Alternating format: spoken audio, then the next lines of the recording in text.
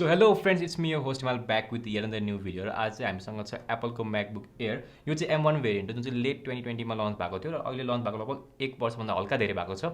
So I have been a Windows user from the beginning र यो चाहिँ मेरो फर्स्ट एप्पल डिभाइस नै हो. So it will be a really nice experience. अब कस्तो हुन्छ म्याक ओएस अझसम्म चलाएको छैन होइन. So I will share all that journey with you all. सो अहिले मैले यो लिएको मेन रिजन चाहिँ like I do content writing अनि हल्का फुल्का फोटोसप र भिडियो एडिटिङ पनि म गरिरहेको छु. सो त्यसको लागि चाहिँ I think this is a really good option किनभने एक त लाइट वेट छ, त्यो माथि खासै धेरै एक्सपेन्सिभ पनि छैन. हजुरले अहिले नेपालमा यसको अफिसियल प्राइस हेर्ने भने चाहिँ 156 पर्छ. तर if you want to get this हल्का डिस्काउन्टमा चाहिएको छ भने चाहिँ तल एउटा लिङ्क दिन्छु म, त्यहाँ गएर चेकआउट गर्न सक्नुहुन्छ. So without any further ado, let's get started. Before starting the video, thank you mom and dad, and I will surely make you proud one day. So without any further delay, let's get started. So अब box continue कुरा गर्ने भने चाहिँ यो मैले भर्खरै unboxing गरेको हो र बक्सभित्र वाट यु गेट इज एउटा 30 वाटको अड्याप्टर, त्यसपछि एउटा type C to type C cable. यो चाहिँ एकदम लाइक 2 मिटर जति लामो जस्तो लागिरहेको छ मलाई. अनि त्यसपछि एप्पलको स्टिकरहरू पाउनुहुन्छ अनि हल्का फुल्का यो युजर म्यानुअलहरू. हजुरलाई अब यो भिडियो हेरेपछि युजर म्यानुअल यो चाहिँदैन क्या, यो फाल्दै हुन्छ सुरुमै. अहिले मैले यहीँ राख्दै यो अब अनबक्सिङ गर्दा बित्तिकै मैले सुरुमा एक्सपिरियन्स गरेको भनेको चाहिँ लाइक प्रिमियम एप्पलको प्रडक्टहरू मान्छेले प्रिमियम हुन्छ भन्थ्यो. आई थिङ्क त्यो चाहिँ फिल भयो. लाइक यो डिभाइस यो अनबक्स गर्दा बित्तिकै जुन चाहिँ यसको यो फुल एल्युमिनियम बिल्ड छ होइन, त्यसपछि यो एजेसहरू एकदम सार्प एजेसहरू पनि समात्दा बित्तिकै लाइक मलाई प्रिमियम चाहिँ फिल भयो. पहिला चाहिँ मैले योभन्दा पहिला एसुसको भिभोबुक युज गर्थेँ जुन चाहिँ i5 8 जेनवाला थियो. मैले अराउन्ड 2018 लिएको थियो होला. त्यसमा चाहिँ लाइक कलर यस्तै भयो भने हल्का प्लास्टिक खालको बिल्ड थियो र समात्दा बित्तिकै मलाई त्यो प्रिमियम चाहिँ फिल भयो. अब स्पेक्सको कुरा गर्ने भने हजुर स्पेक्सको लागि त यहाँ हुँदैन होला, त्यही पनि म सरर भनिदिन्छु. यो चाहिँ 8 GB ऱ्याम भेरिएन्ट हो. हजुरले यसमा 8 कोर सिपियु 7 कोरको जिपियु रहेको छ भने अब एसएसडी चाहिँ 256 छ. अब एप्पलको ल्यापटपहरूमा यो सबै युजर रिप्लेसेबल त हुँदैन. यो सबै अब M1 जुन चाहिँ आर्म आर्किटेक्चर छ त्यो चिपमै सबै इनबिल्ड भएर आएको हुन्छ. सो अपग्रेड चाहिँ गर्नु मिल्दैन. र त्यसपछि अलि एउटा खललाको कुरा भनेको पोर्ट सिलेक्सनहरू हो. हजुरले यसमा दुईवटा टाइप सी पोर्ट अनि त्यसपछि यतापट्टि चाहिँ एउटा यो हेडफोन ज्याक हुँदो रहेछ. यो टाइप सी पोर्टले चाहिँ 30 वाटसम्मको फास्ट चार्जिङ सपोर्ट गर्छ. हजुरले इफ पावर ब्याङ्क छ भने 30 वाटसम्म फास्ट चार्जिङ सपोर्ट गर्छ, त्यसले पनि ल्यापटप मजाले चार्ज हुँदो रहेछ, which is a really nice thing. अनि यो पोर्टमा चाहिँ हजुरले इफ अब हजुरलाई यो युएसपी पेनड्राइभहरू युज गर्ने मन छ अनि एचडिएमआईहरू युज गर्नु मन छ भने चाहिँ छुट्टी एउटा डङ्गल किन्नुपर्ने हुन्छ.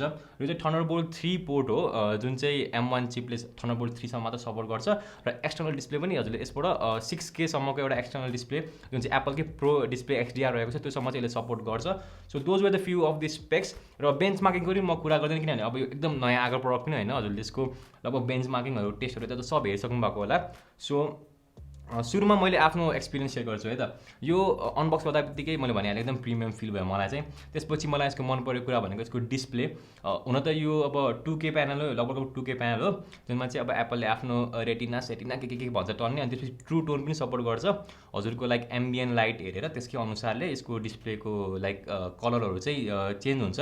तर इफ हजुरले चाहिँ एकदम एउटा कलर करेक्सनहरू गर्दै हुनुहुन्छ, एकदम कलर ग्रेडिङहरू गर्दै हुनुहुन्छ भने चाहिँ ट्रु टोन अफ गरेरै गर्दा ठिक हुन्छ. त्यसले चाहिँ अलिक नेचुरल कलर देखिन्छ. So I like the display. त्यसपछि मन परेको भनेको स्पिकर्स. म यसको स्याम्पलहरू सुनाइदिन्छु.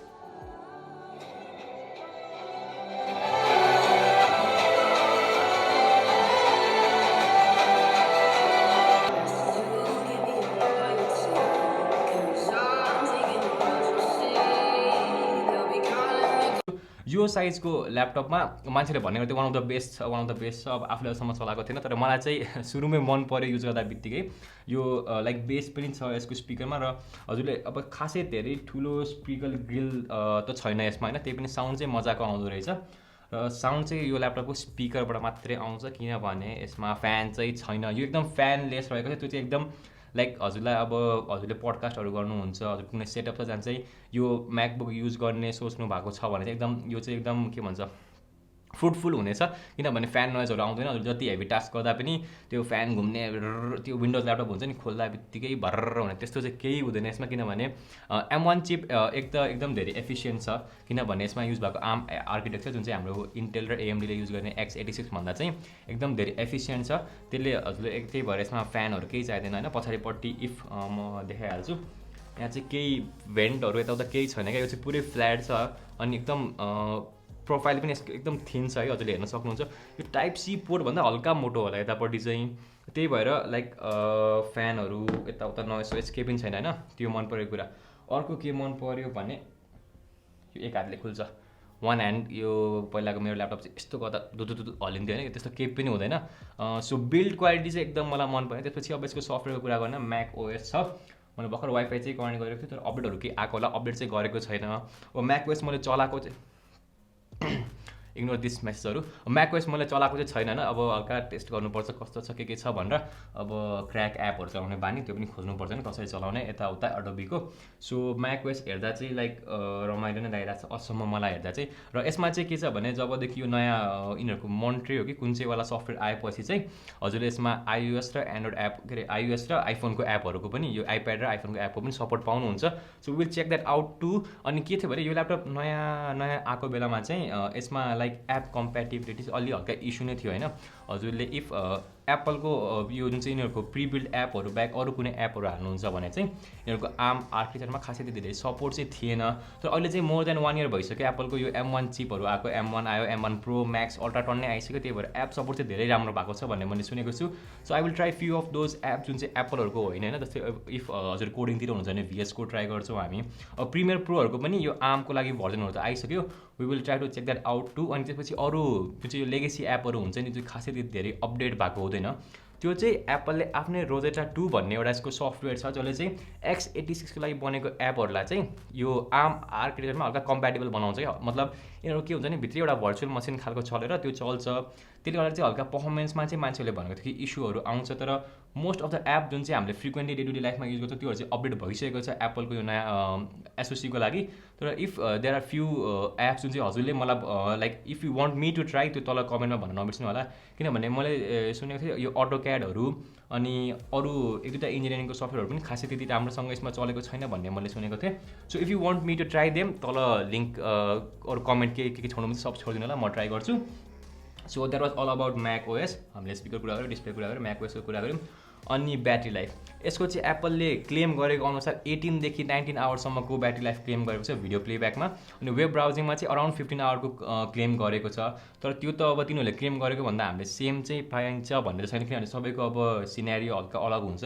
तर तिनीहरूले क्लेम गरेको अनुसार पनि अब अराउन्ड 8 देखि 10 घन्टा पायो भने मोर देन इनफ हुन्छ। किनभने लगातार 8-10 घन्टा युज गरिँदैन, त्यही पनि अब हजुरले यसमा टाइप सी पोर्टले नै चार्ज गर्नु मिल्छ, जुन चाहिँ अझै एउटा के भन्छ एक्सपिरियन्स अलि इजी बनाउँछ। हजुरले अब फोनको लागि ल्यापटपको लागि छिटो तारहरू बोकिराख्नु पर्दैन। त्यही भएर battery life I will definitely test होइन। म अब जस्तै कलेजमा युज गर्छु, अफिसमा युज गर्दा लाइक एकचोटि फुल चार्ज गरेपछि कतिसम्म चाहिँ टिक्छ त भनेर we will definitely try out.